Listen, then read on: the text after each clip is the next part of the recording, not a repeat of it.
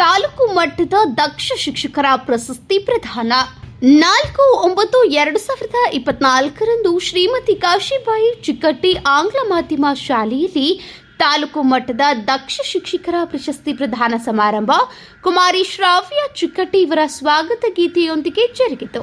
ಕಾರ್ಯಕ್ರಮವನ್ನು ಉದ್ದೇಶಿಸಿ ಮಾತನಾಡಿದ ಸಂಸ್ಥೆಯ ಅಧ್ಯಕ್ಷರಾಗಿ ಸುರೇಶ್ ಚಿಕ್ಕಟ್ಟಿ ಅವರು ಮಾತನಾಡಿದರು. ಪ್ರತಿ ವರ್ಷವೂ ನಾವು ನಮ್ಮ ಸಂಸ್ಥೆಯಲ್ಲಿ ಸರ್ಕಾರಿ ಶಾಲೆಯ ಶಿಕ್ಷಕರಿಗೆ ದಕ್ಷ ಶಿಕ್ಷಕ ಪ್ರಶಸ್ತಿ ಪ್ರದಾನ ಮಾಡುತ್ತಾ ಬಂದೀವಿ ಎಂದು ಹೇಳಿದರು.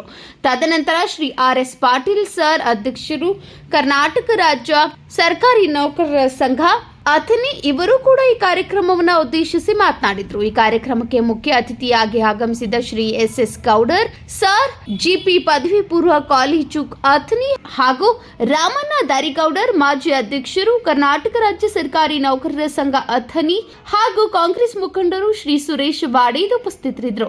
ಸಂಸ್ಥೆ ಕಾರ್ಯದರ್ಶಿಯಾದಂತಹ ಸದಾಶಿವ್ ಚಿಕ್ಕಟ್ಟಿ, ರಾಜು ಕೆಂಚನವರ್, ಕಿರಣ್ ಬುರ್ಲಿ, ಸಂತೋಷ್ ಆಸ್ಕಿ, ತಿಮ್ಮಪ್ಪ ಮೋಗೇರ್, ವಿಶ್ವನಾಥ್ ಸರ್ ಮುಂತಾದವರು ಉಪಸ್ಥಿತರಿದ್ದರು.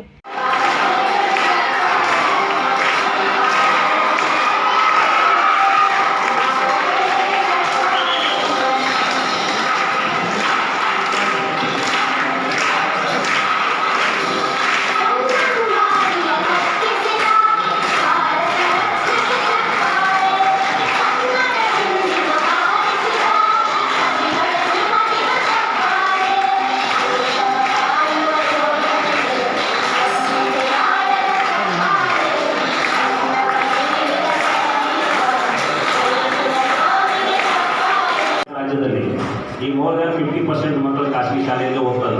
ಮೋರ್ ದ್ಯಾನ್ 50% ಹೆಚ್ಚಾಗಿ ಸರ್ಕಾರಿ ಶಾಲೆಯಲ್ಲಿ ಸಹಿತ ಒಂದು 45-48% ಏನೋ ಮಕ್ಕಳ ಸರ್ಕಾರಿ ಶಾಲೆಯಲ್ಲಿ ಓದ್ತಾ ಇದ್ದಾವೆ.